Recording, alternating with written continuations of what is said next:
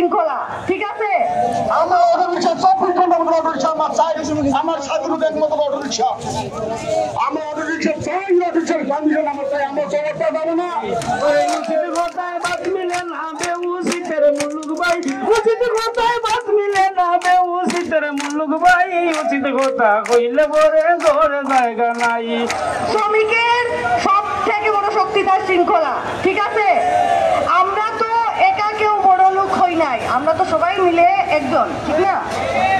একজন বাসে আরেকজন বাসে, এখন একজন আরেকজনের মুখের দিকে তাকায়া আমরা শান্তিপূর্ণভাবে বসে থাকি যতক্ষণ আপনাদের নেতারা বক্তব্য ধারাবাহিকভাবে দিচ্ছেন, দিতে থাকেন। আর একটু গ্যারেজ মালিক ভাইয়েরা যারা আছেন, গ্যারেজ মালিক ভাইয়েরা খালি একটু ভেতরে চলে আসেন, এখানে রায়হান ভাই আছে, আমরা একটু আলাপ করব।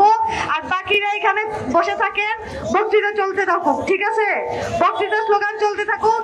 কেউ ওইদিকে পুলিশ আছে, সেনাবাহিনী আছে, কেউ ঢিল না ছুটতেছেন ততক্ষণ পর্যন্ত আপনার দিকে গুলি চালাইতে পারবে না, ঠিক আছে? তো সে চাইতেছে আপনি ঢিলটা ছোড়েন, সে বন্দুক তাক করে দাঁড়ায় থাকুন, আপনি বসে থাকেন, এইটাই আপনাদের কাছে দাবি।